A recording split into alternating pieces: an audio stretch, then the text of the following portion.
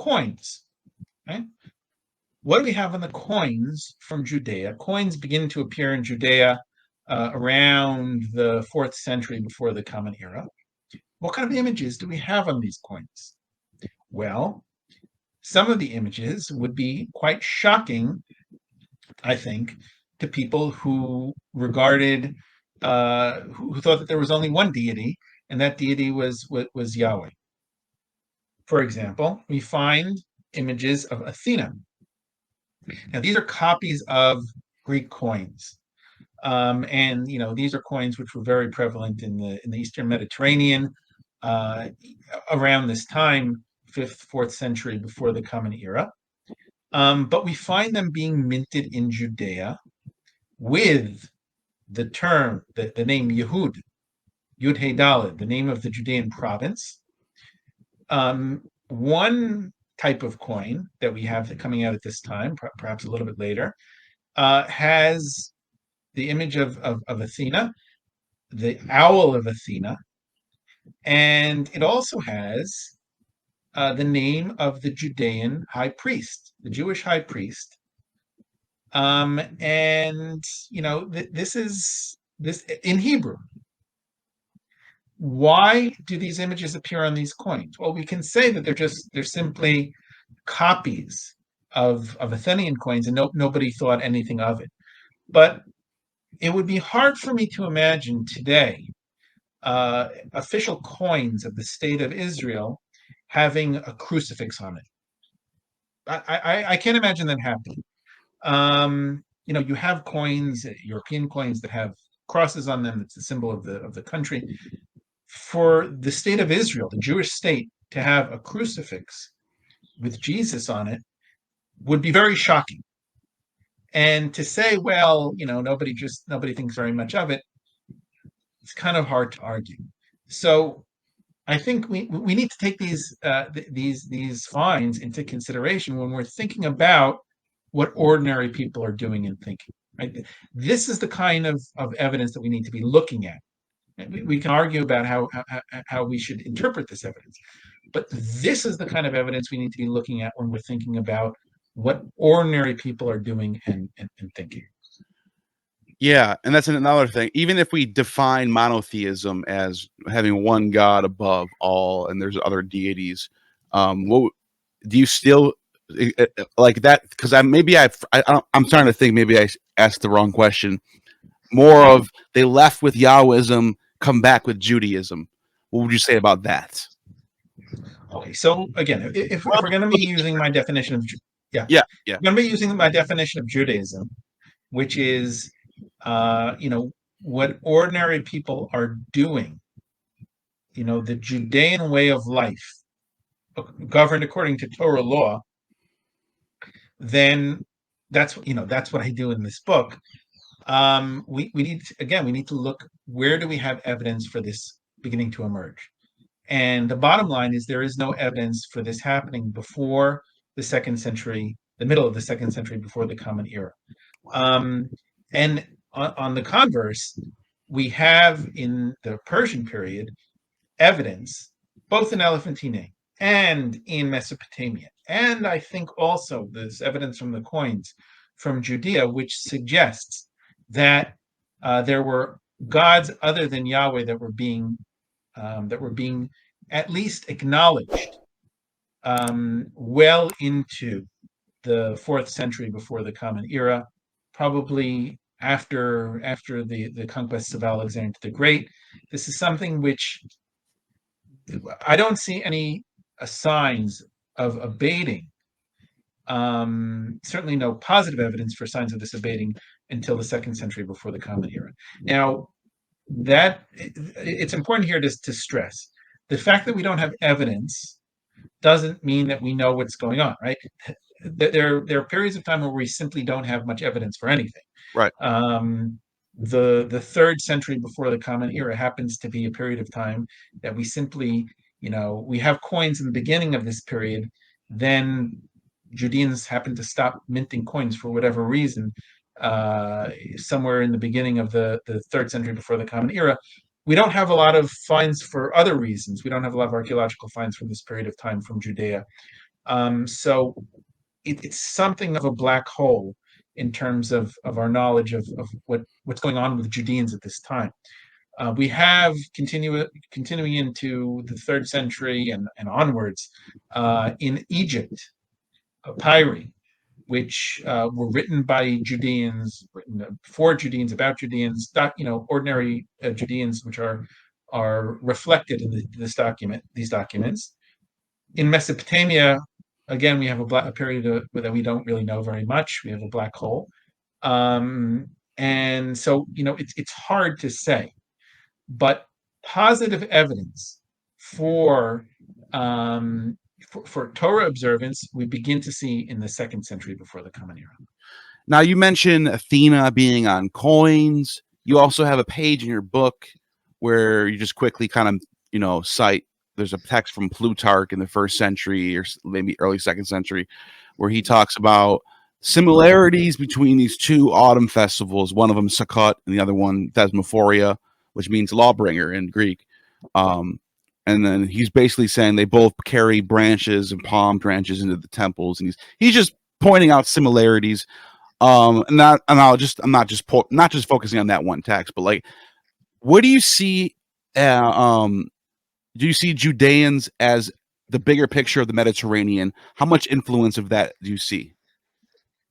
Okay, so you're talking already about in the 1st century of the Common Era, when we have, as I said in the beginning, ample evidence that the Torah is well known and being observed by Judeans. Once we reach this period of time, certainly Judeans are living in the Mediterranean, they're living amongst other cultures, but the Torah is really, I see it as the guiding light of what Judeans are looking towards in order to figure out how to move about in the world. So when Judeans are celebrating a holiday in the autumn called Sukkot, and they're building for themselves booths, and they're taking for themselves 4 species: the palm and the myrtle and the willow and the citron. I know that they're doing this, and this is something which is we find in Leviticus. It says this is what you should do. People are doing it. I know that they're doing it because, for example, we have authors that are telling us that they're doing it. Plutarch is as one example, and we have coins. Again, coins are great. Yeah. We have coins from the first revolt, the Great Revolt against the Romans, which broke out in 66 CE, which show these 4 species of Sukkot on the coins. So I know that people now. What does that mean? The fact that it's on a coin, that means that anyone who held that coin, these are bronze coins that everyone in Judea would have had these coins in their purse and would have taken them out and looked at them. This is clearly something that everyone knew about. Sure. Okay. So when I find Plutarch writing about it, that's a reflection of this thing that people they know about this holiday, they know about the rituals that take place during this holiday, and they're actually putting them into practice. The details that Plutarch gets, whether he gets them right or not, I'm not so sure. Right? This was someone who was living far away. I don't know if he ever saw Jews actually taking the 4 species. He might have heard about it. He might have heard it secondhand, third hand, fourth hand. I don't know. So I wouldn't put too much stock into the details.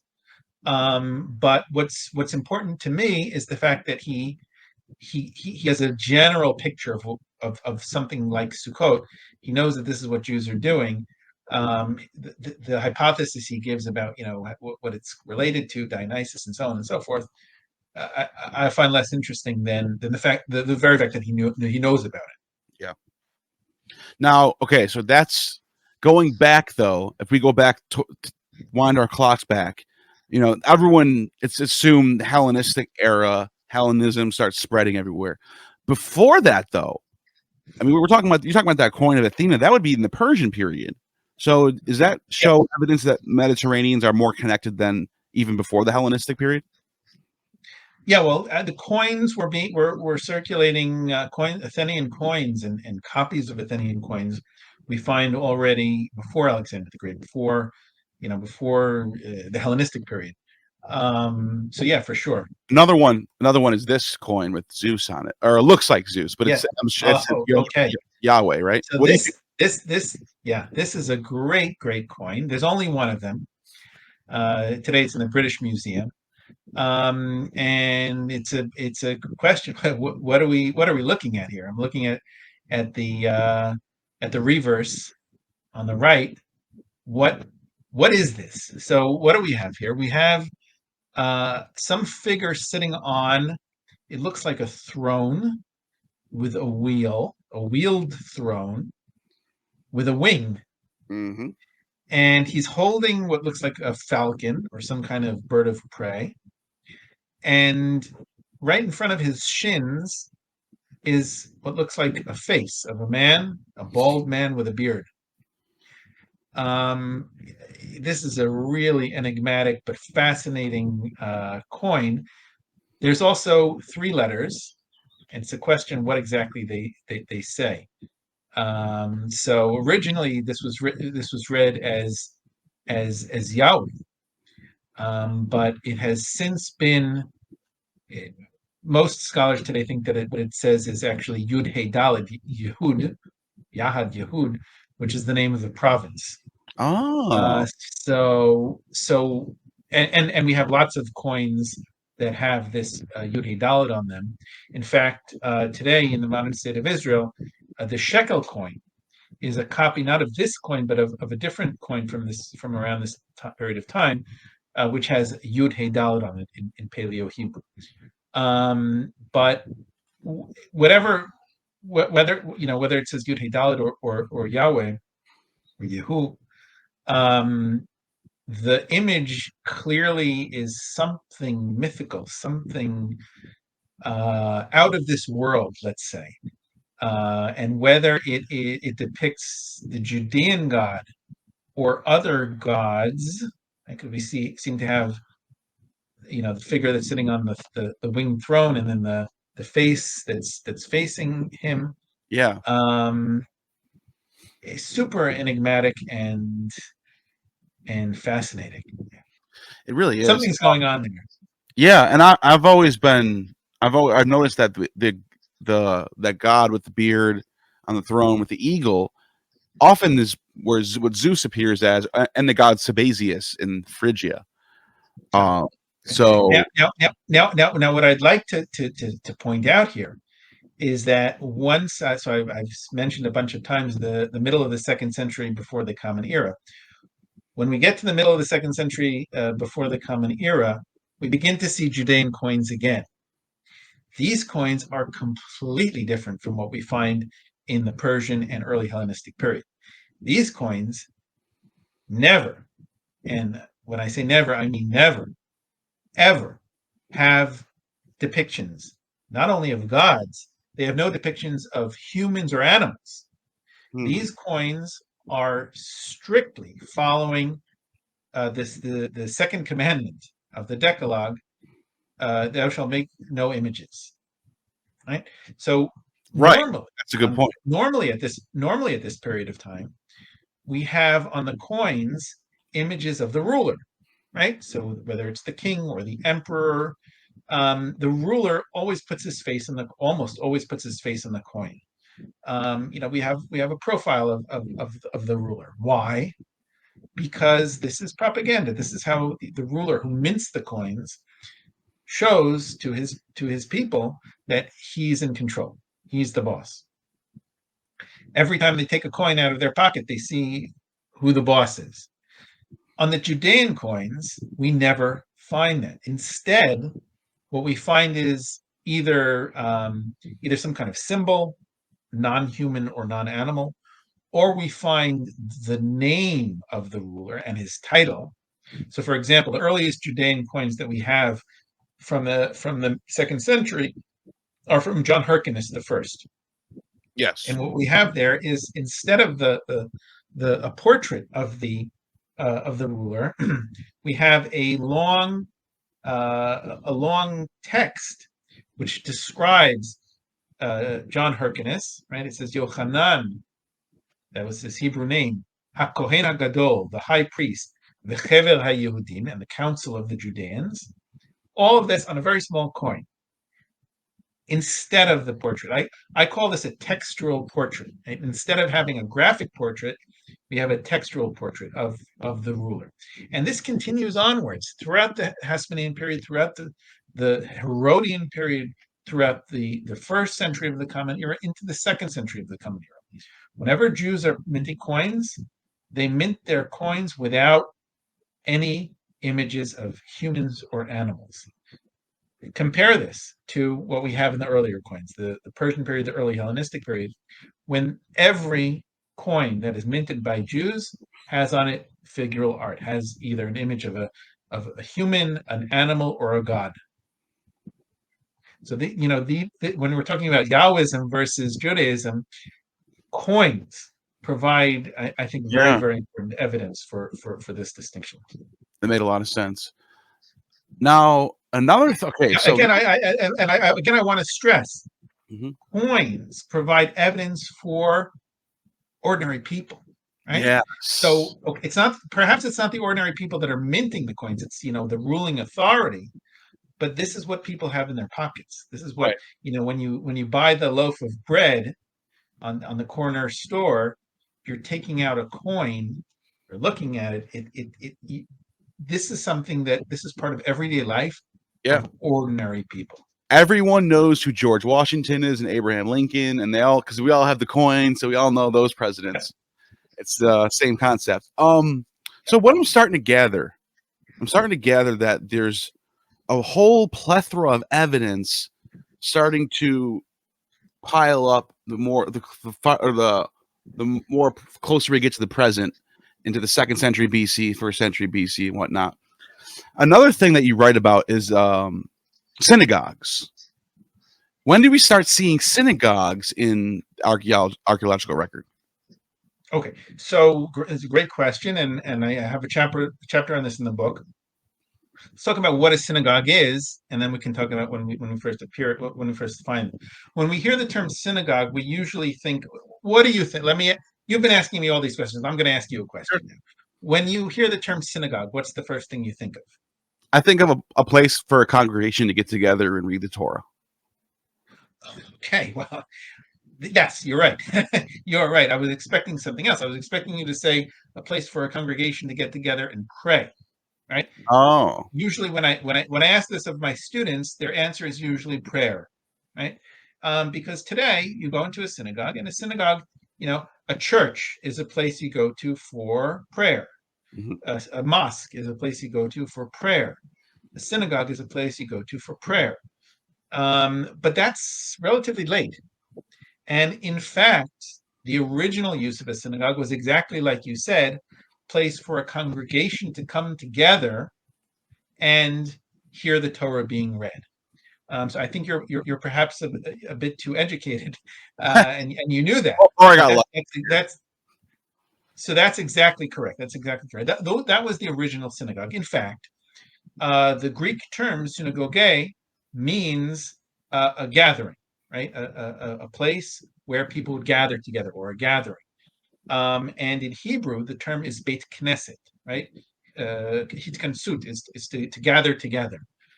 So, these are the same terms in Aramaic. Beit Knishta all means the same thing, a place of gathering together, an assembly place, an assembly hall. So why is this important?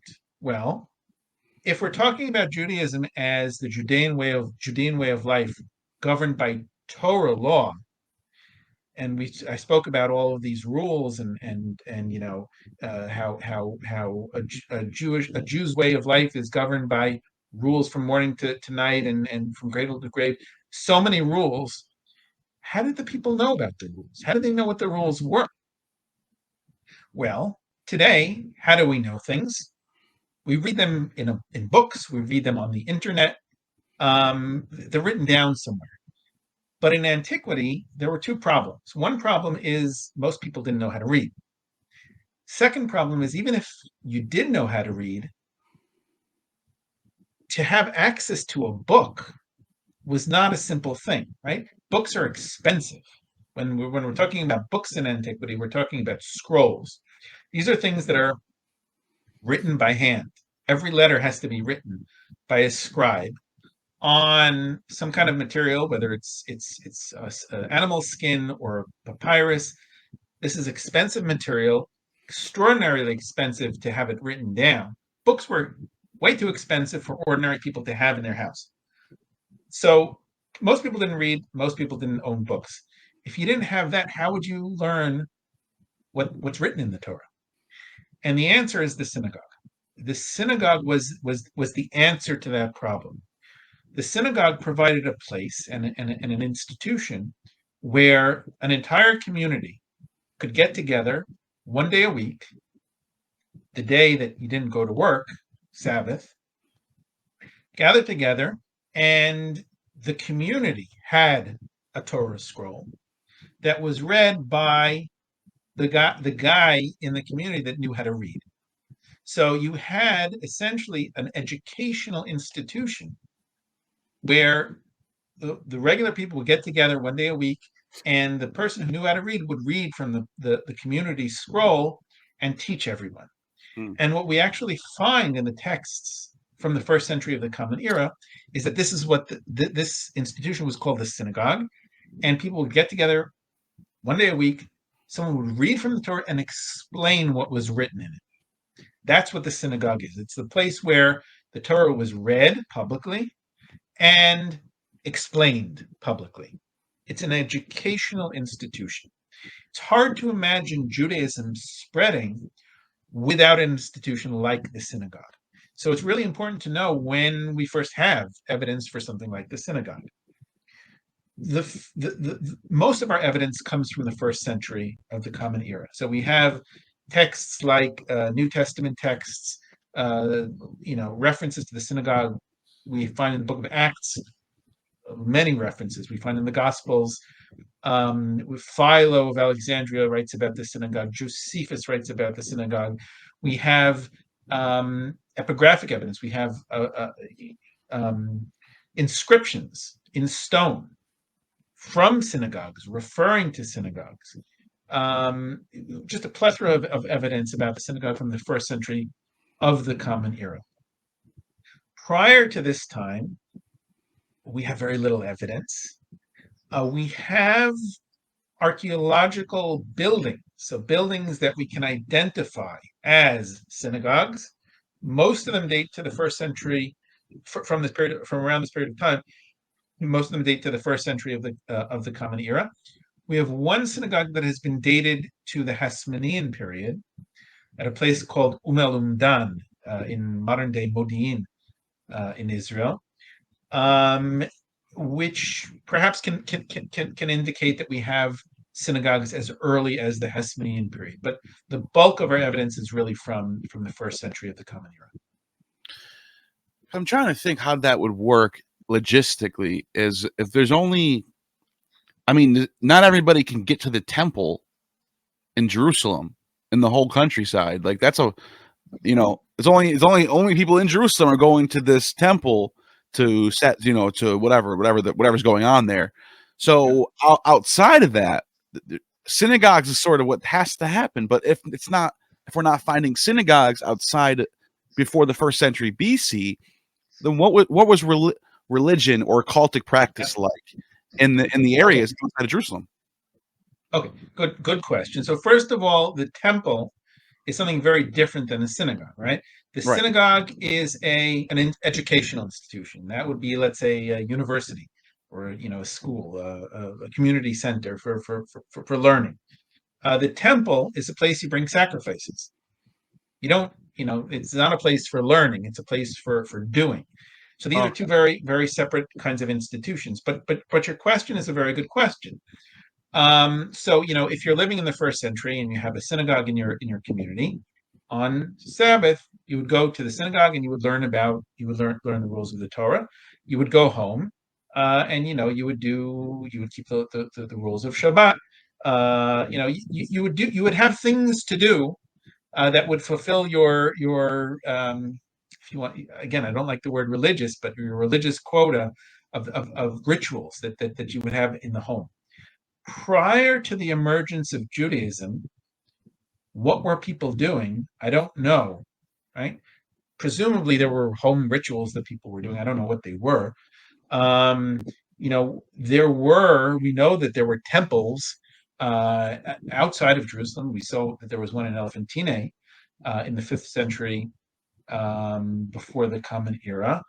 Were there temples elsewhere? There was a temple in Grizim for followers of Yahweh. And they're very well, we have evidence there were probably temples elsewhere. So you had stuff going on. Most of what was going on, we simply don't know. But yeah, the synagogue is clearly connected to Judaism. The synagogue is the place where I see it as the engine or the mechanism for spreading Judaism. Without a synagogue or something like that, it's hard to imagine how Judaism could have spread, how people could have gotten to know what the rules were. By the way, when we talk about the sects, right, the famous sects of the Dead Sea Scrolls and so on and so forth, the Sadducees, the Pharisees, the Essenes, and sects, other sects that we don't even know about, the Jesus sect. These sects all appear suddenly around the 2nd century before the Common Era, 1st century before the Common Era, the 1st century of the Common Era. They all appear. Why? Because this is the time when people start learning the laws of the Torah and arguing about them. It's only once the laws of the Torah become well known and authoritative that people start to argue about the details. And once they start arguing about the details, boom, you have this spread into the various sects. I imagine that these sects split apart in synagogues or something like synagogues, where people, someone would come out, read the Torah, and explain what it means, and then you would have one person on what from the congregation say, "Well, wait a second, it doesn't mean that," and then someone on the other side says, "But no, he's right," and then they would start arguing. And someone would, leave the synagogue in a huff and start his own sect, right? So, something like that.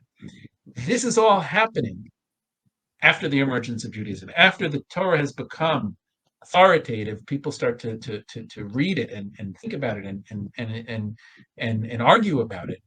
This is all happening at this time. It all begins from the 2nd century BCE and onward. Now, I'm sort of formulating. I'm trying to picture in my head the logistics of all this, and that brings us to the enforcement of Torah, because to enforce Torah, you need to educate people on what Torah is. People need to be able to have access to. They need to know what the stories are. They need to know what the Torah is. They need to. So when. I guess that brings us to this question: when do we start seeing the enforcement of Torah? And how do we know this? What can we even look? What can we even use as evidence for finding out when people are practicing the Torah and it's being enforced? Okay, so when you say enforced, I'm not sure exactly what you mean by that. Like you might mean law. You might mean. Okay, so you might, when you say enforced and talking about law, you might mean we can think about American law being enforced by the police, by the courts, right? If you're not allowed to put up a sign on a bus stop, and you put up a sign on a bus stop and you get caught, you will have to pay a fine or whatever it is, right? So that we can think of enforced in that way. But we can also think of people themselves regarding the law as authoritative, right, and themselves observing the law. That I'm not sure if the word enforce. That's what I meant. That's the latter. That's what I meant. People are. Okay. Enforce is kind of a weird word. I mean, when do we start seeing people actually going, you know what? I can't eat pork because Moses said so. That type of stuff. There you go. That's exactly the question that I ask in the book. Yes. And again, what I show is that the earliest evidence that we have for the Torah being observed is from the middle of the 2nd century before the Common Era. I should say, there's something that I haven't said. What's going on in the middle of the 2nd century before the Common Era? Right. Right? What is going on?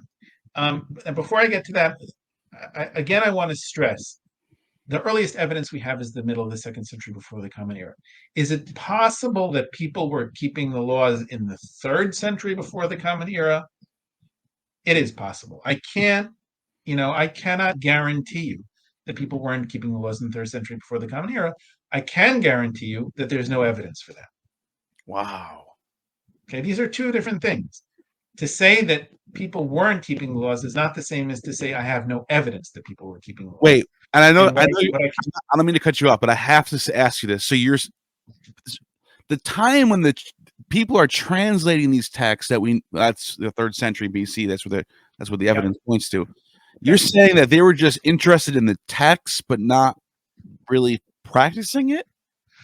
Okay, good. So you're asking a very good question about the Septuagint, right? Which is the Greek translation, and we'll focus on the translation of the Pentateuch of the Torah.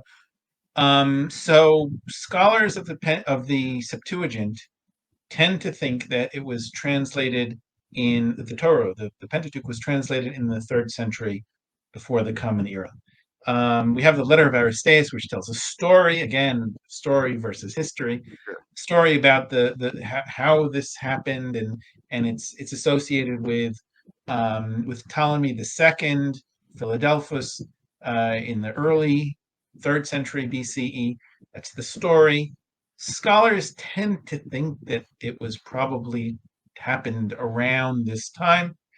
I'm not sure how good the evidence is for this, but let's imagine that was the case. Let's imagine that the Pentateuch was translated into Greek in the 3rd century before the Common Era. Does that indicate that ordinary Judeans knew about this Torah and were observing its laws, regarded it as authoritative? I don't see why that should necessarily be the case. Right? The fact that somebody translated a book doesn't mean that everyone thought that book was authoritative.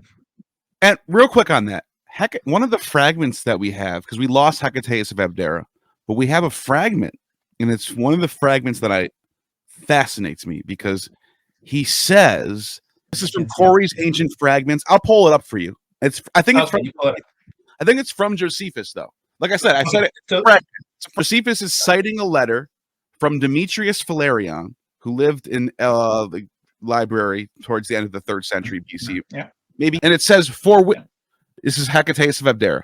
For which cause it is, Hecataeus of Abdera says that the poets and historians make no mention of it, nor of those men who lead their lives according to it, since it is the holy law and ought not to be published by profane mouths. Mm-hmm. Now, I'm thinking whether this is written by Hecataeus or not is beside the point, because why would somebody write that if everyone already knows about this? Right. Okay, so the question is, when does this text come from? How early is it? If it is from, let's say, the 3rd century, that would be very interesting. If it comes from the 2nd century or the 1st century BCE or even the 1st century CE, then we're talking about a period of time when the Torah is already well known. When you're talking about Hecataeus of Abdera, there's a couple of supposed citations from Hecataeus. Yeah. There's something which is preserved in Josephus. When Josephus cites Hecataeus of Abdera, he does in fact cite him. But most Josephus is writing at the end of the 1st century of the Common Era. Right. Hecataeus lived around 300 before the Common Era. So we're talking about almost 400 years earlier. Sure. If I find a book written today that says that he's citing someone from 400 years ago, I don't know that he's actually citing someone from 400 years ago. He might be making it up. he might be citing someone he thinks lived 400 years ago, but actually he's citing something much more recent.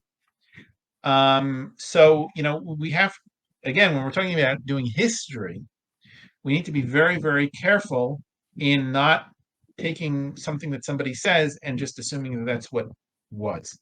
Most scholars today regard this citation of Hecateus of Abdera that we find in Josephus as pseudo-Hecateus, right? It's not actually Hecateus that's being cited. Something to think about, right? Something to consider. Daniel Schwartz has argued that this actually comes from the Hasmonean period. And it was written by a Jew. So if that's the case, that would be different than if it was, let's say, actually written in the 3rd century before the Common Era.